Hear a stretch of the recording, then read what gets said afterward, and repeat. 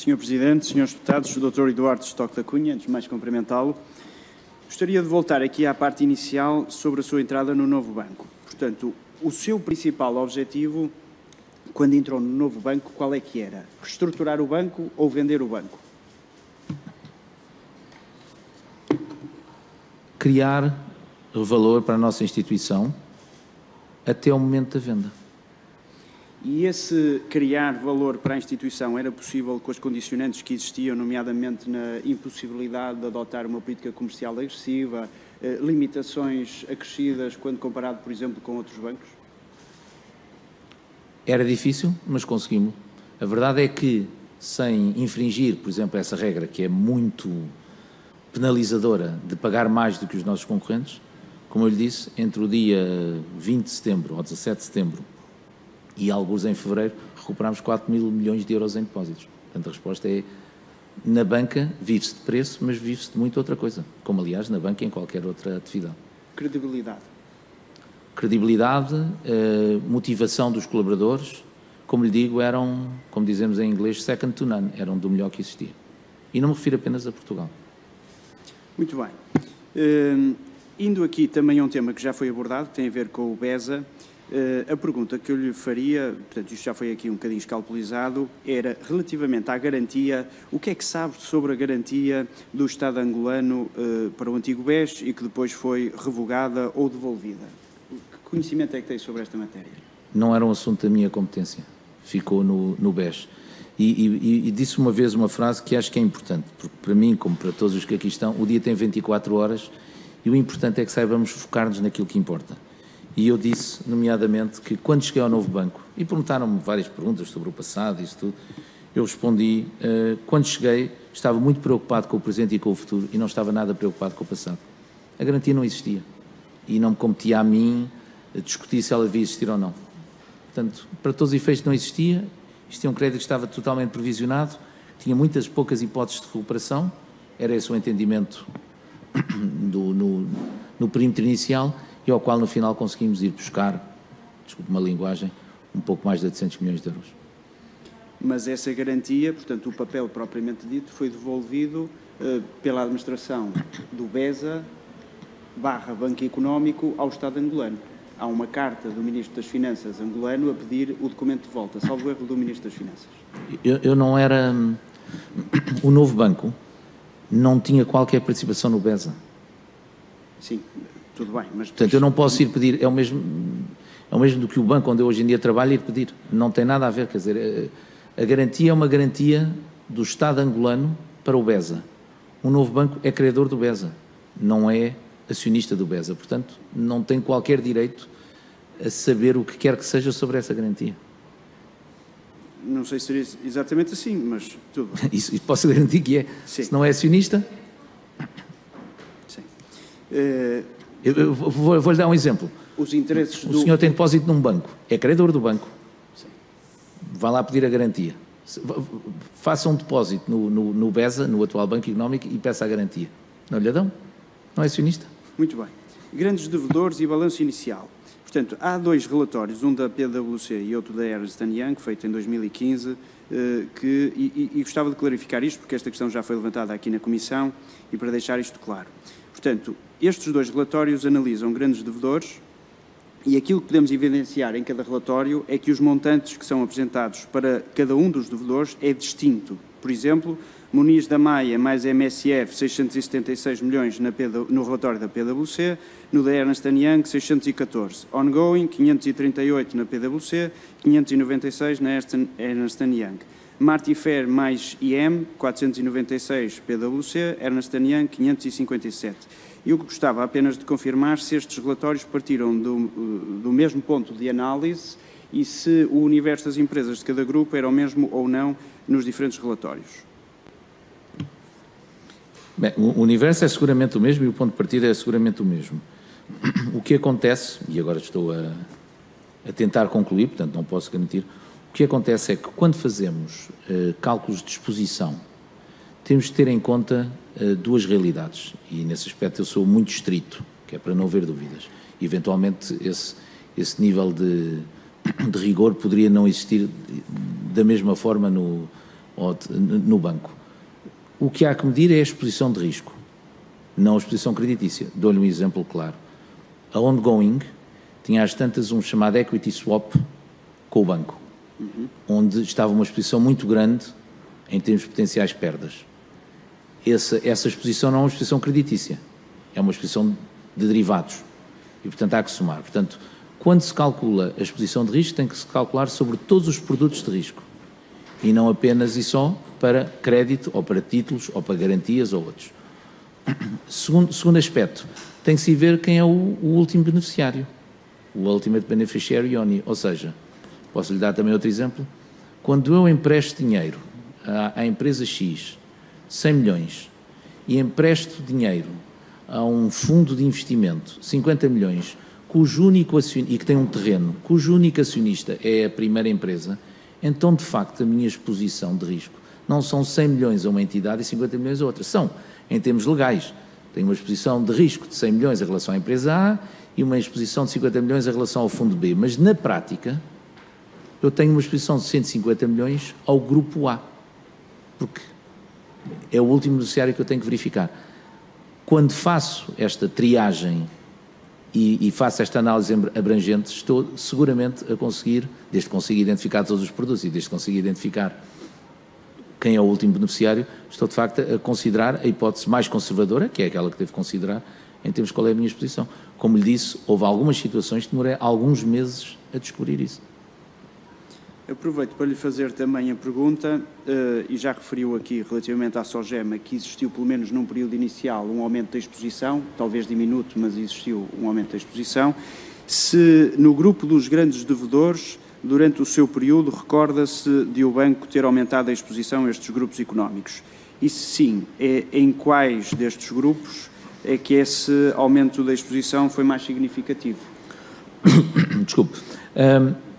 Fiz a pergunta há uns dias, para, como lhe digo, para tentar esclarecer.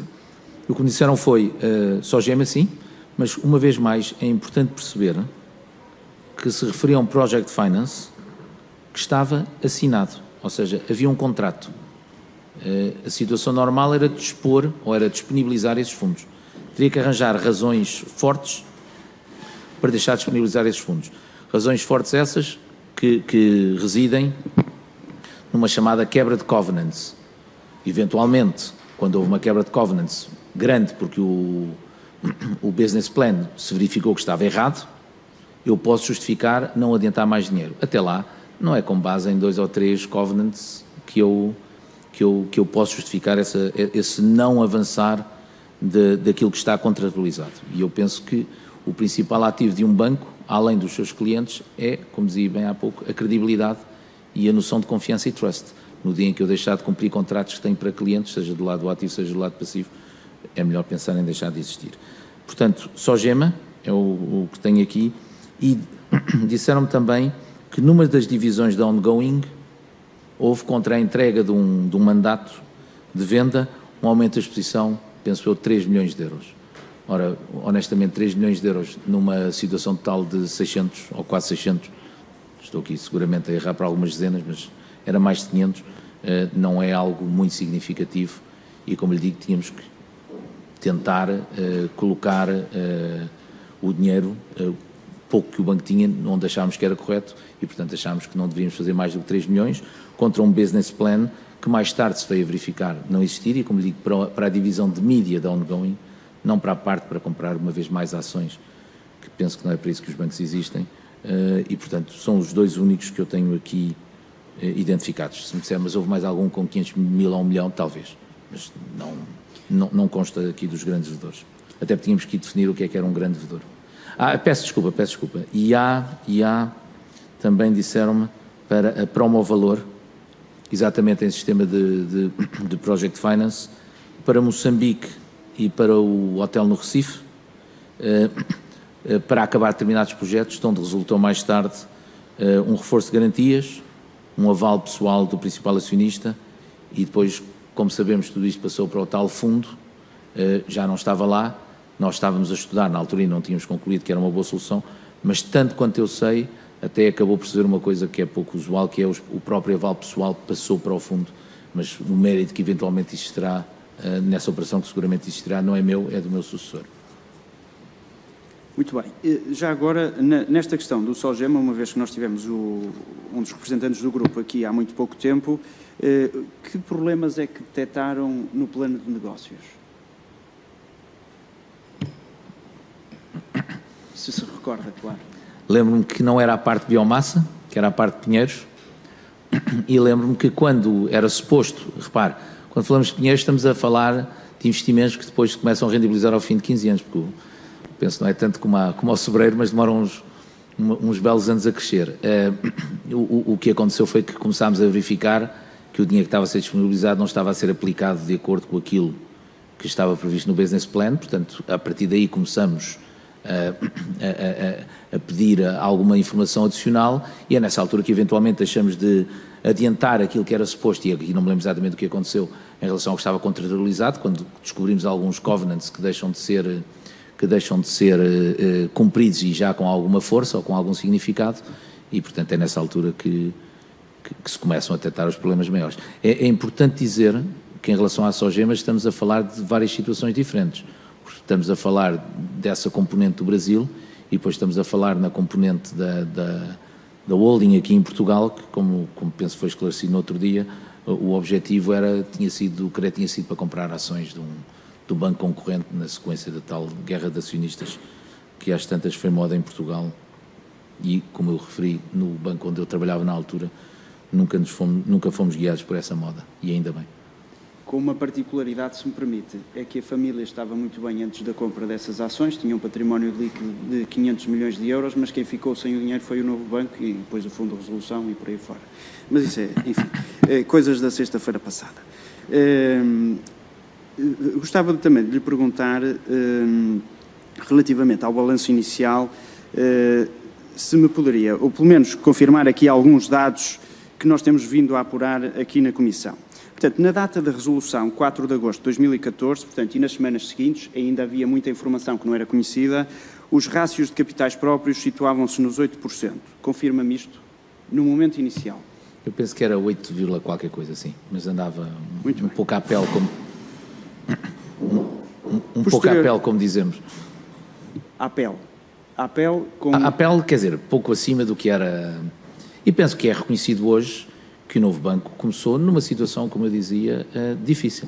Mas não foi exatamente assim que terminou o banco em 2014, e essas são as questões que eu gostava de confirmar consigo. Portanto, com o relatório da PwC, também chegamos a um resultado, em termos de rácios de capitais, de 9,2% no dia 3 de 12 de 2014. Também me confirma isto? Sim, essa parte já lhe posso confirmar, de facto. E depois, existem um conjunto de operações, nomeadamente a decisão sobre a Oak Finance, que levou a que o rácio se viesse a fixar em 10,3%, reexpressando este valor à data de 4 de agosto de 2014. Também me confirma isto? Com um caveat, com uma ressalva importante. A decisão da Oak Finance é uma decisão exclusiva da Autoridade de Resolução. O restante terá o mérito ou o demérito, se quiser, da gestão, e quando digo gestão, refiro-me da gestão desde o dia 4 de agosto até dezembro. E porquê é que eu digo isto? Porque quando faz uma certa reclassificação e um certo recálculo do rácio, como disse, passou de 8, qualquer coisa para 9,2, por exemplo, já tem a parte de Angola. Portanto, se lembrar, a parte de Angola começa por se dizer que está totalmente provisionada e depois sabe-se, após o facto, mas depois trazido para trás para 3 de agosto, que afinal o que era preciso provisionar em Angola já não era 3.300 ou 3.400, mas sim 2.750. Portanto, esse ganho entra para o cálculo, para a computação do cálculo do CET1, assim como as provisões adicionais, através dos recálculos, conta também negativamente. Mas algumas destas situações podem ter sido resultado posterior, em termos de atuação, posterior ao dia 4 de agosto, e, portanto, na altura a Autoridade de Resolução o que disse foi descobri que as previsões que tinha criado para Angola, afinal, não eram 3.400, eram só 2.750. Mas posso confirmar esses números. Há que distinguir entre aquilo que é a atuação da Autoridade de Resolução no caso da Oak Finance, o recálculo do dia 3 de agosto e alguma coisa que se fez posteriormente ao dia 3 de agosto, mas que trazido para o dia 3 de agosto se verificou estar mais de acordo com a realidade quando esse recálculo do CET1 level é feito. E chegamos então aos 10,3% nesta data. E chegamos então aos 10,3%. E depois, no dia 31/12, fechamos com um rácio de 9,5%, com o registro de imparidades adicionais. É assim? Certo. E estes 9,5% seriam melhor do que os 8%, portanto já não era tão à pele, embora enfim, não fossem raros. Como vimos mais tarde, continuava a ser insuficiente, mas... Mais tarde, com a transição do ano, vamos registrando novas imparidades. É verdade. Que avaliação é que fizeram na altura, no final do fecho de contas, deste rácio de capital, 9,5%? Que era suficiente para sobreviver, ponto número 1. Que era suficiente para mantermos a nossa atividade naquilo que nos interessava, que era, como eu lhe dizia, o apoio aos particulares e às PMEs portuguesas e a algumas empresas grandes portuguesas também, para tratarmos bem, desculpa a expressão, dos nossos credores, e tínhamos na altura alguma confiança de que esse número ia melhorar, porque recordo que tínhamos assinado o acordo para a venda do BESI, que se veio a concretizar mais tarde e que nos somaria mais 90 pontos base ao capital. Portanto, era um nível suficiente para operar, não era o nível ideal, mas também o caminho que tínhamos definido para o novo banco, de acordo também, logicamente, com as instruções do acionista, era de concentração da atividade e de diminuição do nível de risco, nomeadamente em países que não Portugal, e como eu lhe disse, com a redefinição do apetite de risco, isso significava que tínhamos e devíamos proceder a uma série de alienações que não se enquadravam no nosso core business. Como eu lhe disse há pouco, não vejo nenhuma vantagem competitiva do novo banco em liderar operações de Project Finance que não em Portugal, ou numa área onde tem alguma especialização que não tinha. E que lhe permita perceber o negócio ou contratar alguém muito próximo de confiança para perceber o negócio. Não é? Aprendi na vida que normalmente ser co-manager significa que partilhamos os resultados quando há vitória com os líderes a um nível menor, quando há uma derrota somos os primeiros e muitas vezes os únicos, como se eu ainda agora há pouco tempo, neste caso do Archegos, os principais prime brokers conseguiram sair da situação a contento, quem estava na posição de segundo e terceiro lugar, ou terceiro e quarto, acabou por sofrer na pele, se calhar muito mais do que os que estavam na linha da frente. Acrescentaria, longe da vista, longe do coração. A expressão é sua. Exatamente, a expressão é minha. Grandes devedores, operações. Durante o seu período de mandato no Conselho de Administração, nas atas do novo banco, é possível identificar 3 grandes devedores que são recorrentemente referidos. O Grupo Pelicano, José Guilherme e Tricos. Não sei se recorda desta matéria, mas há pouco categorizou os devedores como 4, enfim, dentro das várias categorias de devedores podem existir 4 tipos de devedores, foi aquilo que disse. E referiu, podem pagar, mas não querem, como sendo uma dessas categorias que eu não esqueci. E eu perguntava-lhe se, relativamente a estes 3 devedores que foram analisados sucessivamente no Conselho de Administração, como é que os qualificaria? Portanto, o Grupo Pelicano, José Guilherme e Tricos, dentro desta ideia do podem pagar, mas não querem. Será que os conseguimos encaixar aqui ou nem por isso? Essas 4 categorias existem. Eu não lhe dissesse uma delas que representa 95% e as outras 3 representam 5%, e sendo que afinal referiu representa 0,1%, mas existem, como em tudo na vida. Eu não lhe vou, como deve calcular, estar a fazer juízo de valor. Eu só gosto de apontar factos, mas é evidente que entre todos os devedores do novo banco havia devedores nessas 4 categorias. Mas como deve calcular, eu estou aqui para apontar factos e não juízo de valor. Mas não quero que faça juízos de valor, é exatamente com base nos factos. Grupo Pelicano, dívida de 313,3 milhões de euros. A determinada altura é analisada uma reestruturação, estavam na disposição de entregarem imóveis de 192,3 milhões de euros, haveria um perdão de 22 milhões de euros, um perdão parcial de capital e uma renegociação parcial do financiamento. Em 29 de abril de 2015 identificam-se mais dívidas, nomeadamente sobre as herdades do Pinheirinho, às finanças, desde logo, IMI e MT. Recorda-se como é que terminou esta reestruturação? Não, porque não fui eu que a fiz no final. A reestruturação do Grupo Licando já não foi feita por mim, mas era uma situação difícil para o banco. Mas existia a possibilidade de irem buscar garantias substanciais, pelo que eu vi aqui, portanto 192 milhões de euros, isto seria, no futuro seria resolvido naturalmente, mas existiria pelo menos aqui uma base. Existiria alguma base, tanto quanto eu sei, a tomada de posse, chamemos-lhe assim, do crédito com os respectivos colaterais ou garantias, era o que estava na base dessas garantias. É preciso verificar depois, mais tarde, à medida que, como eu digo, que se concretizavam ou não o business plan, se essas garantias de facto tinham esse valor ou não. No grupo José Guilherme tínhamos uma exposição total de 172,1 milhões de euros mais 50,6 milhões de euros.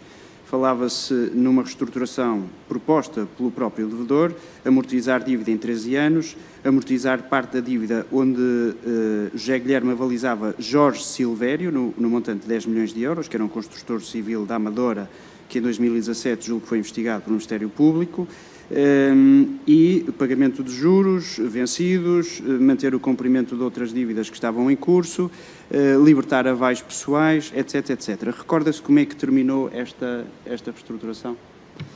Sei que terminou, não. Sei que a renegociação dos contratos foi feita. Portanto, quando é feita, significa que as duas partes entendem que é positiva, para as duas partes, logicamente, e tanto quanto eu sei, até o momento de saída estava tudo a decorrer normalmente.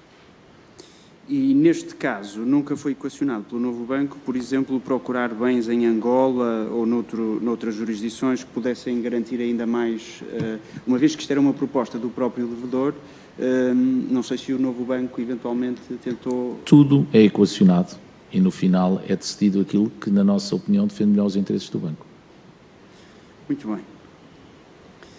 Existiam dificuldades, pelo que compreendemos, há um outro grupo, que é o Grupo Tricos, 101 milhões de euros, também é referido nas atas, onde se previa uma recuperação de 75 milhões de euros. Nós viemos a tomar conhecimento mais tarde no Nata 2, da venda destes créditos dentro do Nata 2, onde havia já um crédito apenas reconhecido de 82 milhões de euros, provavelmente imparizado substancialmente. Portanto, o que é que se lembra deste grupo Tricos dentro do seu período? Quase nada. Muito bem. Mas a única coisa que lhe posso dizer é que seguramente o que se tem que ver sempre, como eu disse há pouco, é as imparidades são criadas em função da aderência da realidade ao business plan que nos é entregue. Portanto, admito perfeitamente que na altura se pensasse que era possível o business plan aderir em parte àquilo que viria a ser a realidade e, portanto, gerar determinados cash flows e ser paga a dívida na sua totalidade ou na grande maioria.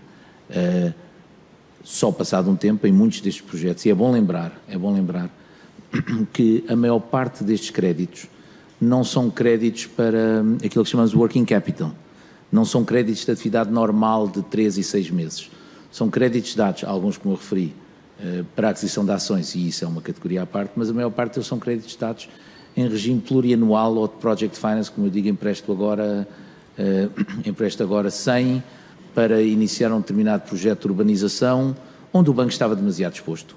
Uma das coisas que fizemos quando lá chegámos foi exatamente isso, foi este banco, independentemente da valia individual de cada crédito, este banco tem uma exposição demasiado grande ao setor do real estate e, portanto, como eu referi ao princípio, quando definimos todo o processo de risk appetite do banco, essa foi uma das áreas em que atuamos.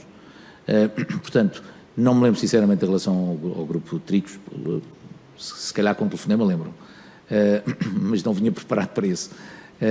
Mas seguramente que aquilo que foi feito em termos de criação de imparidades foi a melhor opinião que o banco tinha sobre aquilo que era a capacidade da empresa de nos pagar de volta, uma vez que esse projeto, admito eu, estivesse concretizado e começasse a dar frutos. Fizeram alguma alteração ao nível dos departamentos de recuperação de crédito com vista a potenciar a sua eficácia? Nestas coisas, quer dizer, o Departamento de Recuperação de Crédito continua a existir, mas demos-lhe mais importância. E já agora também ao Departamento de Imóveis também. Ao DTI? Ao DTI, sim. Portanto, no dia 4 de fevereiro de 2015 e depois mais tarde também no dia 29 de abril de 2015, nas atas do Conselho de Administração é falada uma estratégia, ou é abordada uma estratégia de carve-out imobiliário. Em que é que consistia exatamente esta estratégia, uma vez que ela parece-me dissonante com aquilo que veio a acontecer mais tarde, já fora do seu período?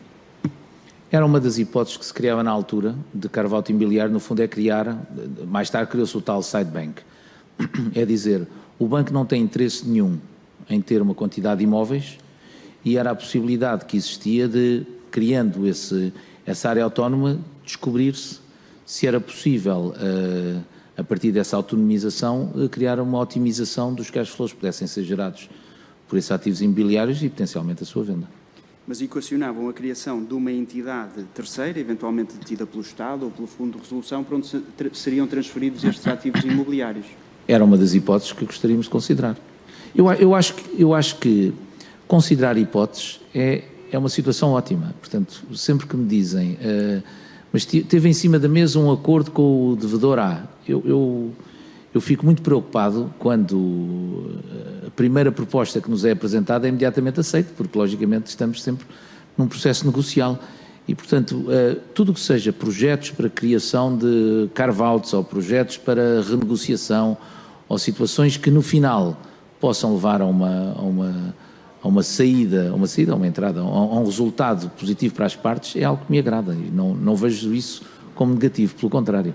Fico bastante mais preocupado se de repente à última da hora me aparece uma proposta e eu não tenho alternativa. Foi escolhida a Oliver Wyman para assessorar esta questão do carve-out. Como é que aparece a Oliver Wyman, uma vez que mais tarde viria a ser o agente de verificação, portanto, só para perceber aqui a ligação das coisas? Seguramente fez-se um concurso. Eu lembro da Oliver Wyman aí, fez-se um concurso e foi escolhida como a proposta que mais servia aos interesses do banco.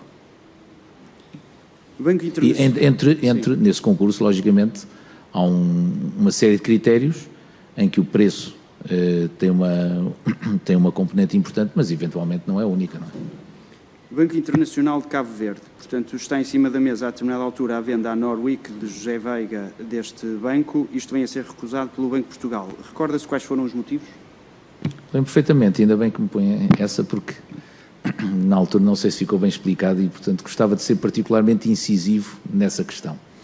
O Banco Internacional de Cabo Verde ocupava, como eu disse na altura, uma manhã em 250 dias de trabalho que eu tinha, partindo do princípio, tinha direito a gozar os fins de semana. Uma manhã, certo? Portanto, era um banco que não era estratégico, que mais tarde, aliás, nos compromissos com a Comissão Europeia, fez parte do pacote para venda.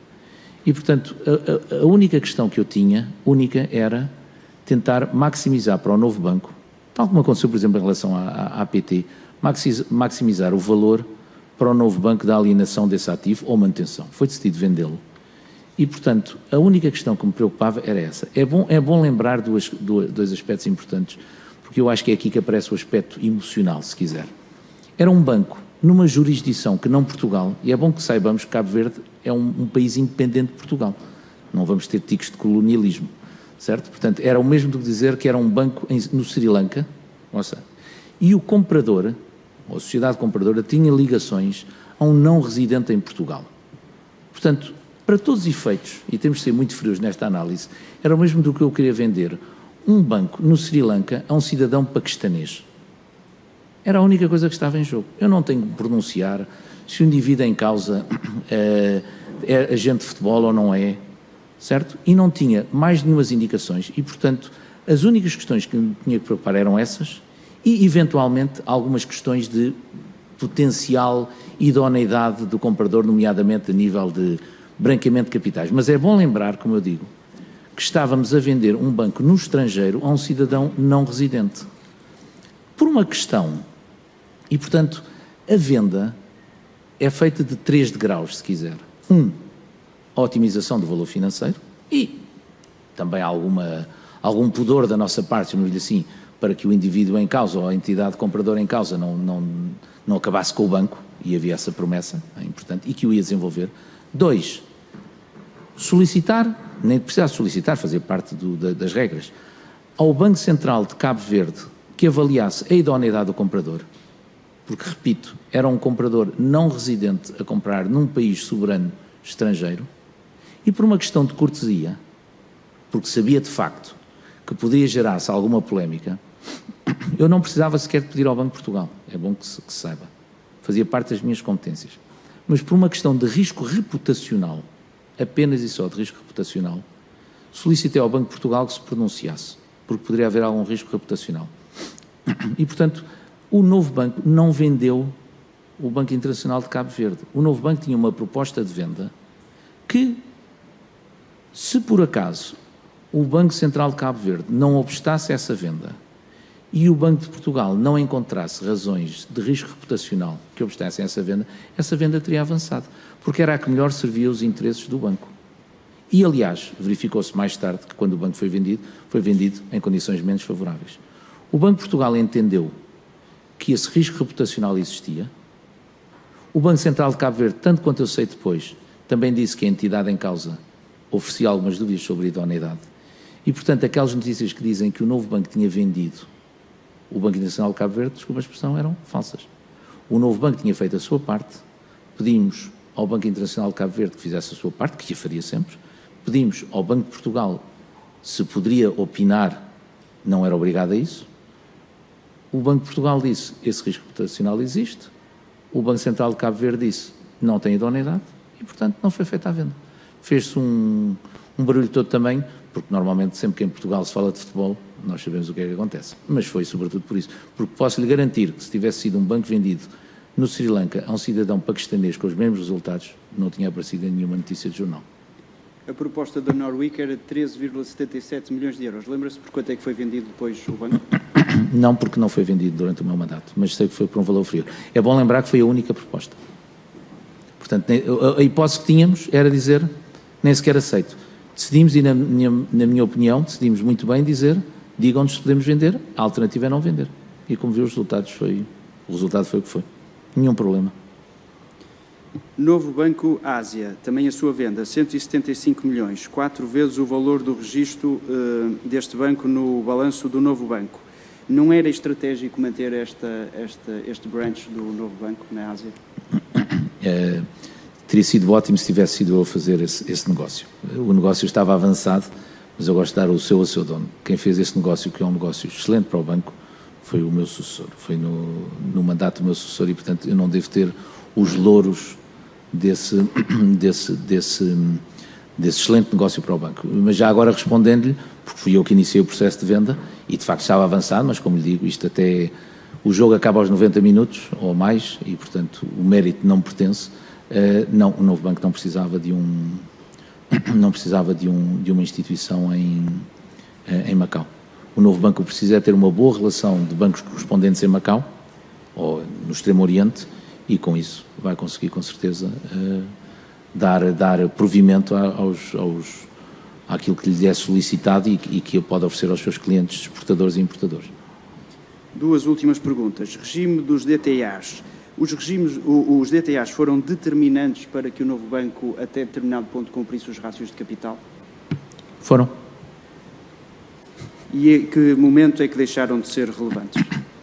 À medida que foram desaparecendo, penso que era uma fase, passámos da chamada phased-in para full implementation, 20%, tanto quanto eu me lembro, entre 2015 e 2019, e, portanto, foram deixando de ser importantes à medida que deixaram de ser computáveis para o cálculo dos rácios de capital.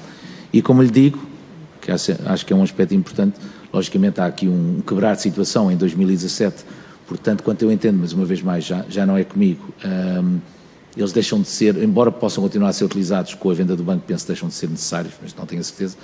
Mas o que é facto é que foram importantes para os rácios de capital enquanto eu estive à frente do novo banco? Foram. Quando é que deixaram de ser importantes? Aparentemente, e na realidade, como vê, o banco sobreviveu e, portanto, foi capaz de sobreviver mesmo quando os DTAs deixaram de contar para efeitos de capital, seja por força legislativa, seja por criação de capital por outras vias. Sr. Presidente, se me permite apenas duas questões finais. Portanto, relativamente à retransmissão das obrigações, eu julgo que o novo banco era contra esta retransmissão, gostava de saber a sua posição, o que é que acha dessa decisão do Banco de Portugal. E, por último, sobre os fundos de investimento FIMS Oriente e Invest Fundo. Na ata de 20 de 7 de 2016, do novo banco, é dada nota que tinha sido substituída a GESFIM, Espírito Santo e Irmãos, Sociedade Gestora, na gestão destes dois fundos. Posso concluir, então, que entre a resolução do BES e 20 de 7 de 2016, a GESFIM continuou a gerir dois fundos pertencentes ao novo banco? Resposta a essa pergunta: demorou quase 2 anos a batalha que fizemos para que esses fundos, não eram fundos do novo banco, mas tinham clientes do novo banco, para que esses fundos viessem parar à sociedade gestora do novo banco. Demorou. E porquê que demorou esse tempo? Porque provavelmente o contraparte ou o outro lado oferecia alguma resistência, e eu percebo, se estivesse no lugar deles também provavelmente teria oferecido, não é? São comissões de gestão que deixam de existir, e porque em Portugal, infelizmente, as coisas demoram tempo a concretizar-se, e esse é um problema estrutural da sociedade portuguesa, não é relativo ao novo banco, infelizmente. Se quisermos um dia ser um país mais avançado, temos que pensar em dar caminhos muito, muito largos na concretização de atos societários em Portugal, que demoram um tempo imenso, sobretudo nos países onde eu vivi recentemente, e temos que melhorar muito nisso. Qual era a outra pergunta? Desculpe. A questão da retransmissão das obrigações. Qual tinha sido a vossa posição? Eu não gosto da expressão "sou contra", ok? Porque eu normalmente gosto de usar a expressão "sou contra" ou "sou a favor" sobre algo que domino, certo?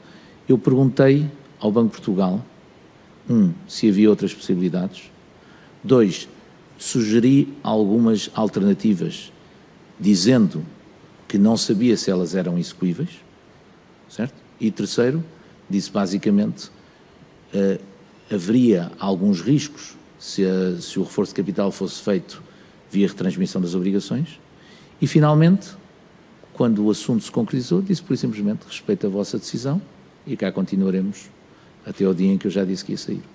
Portanto, não era uma questão de ser contra. Perguntei várias vezes se havia caminhos alternativos, apontei algumas sugestões, mas dizendo claramente que não sabia se elas eram execuíveis, e respeitei a decisão final que foi tomada, que não me cabia a mim. Muito obrigado.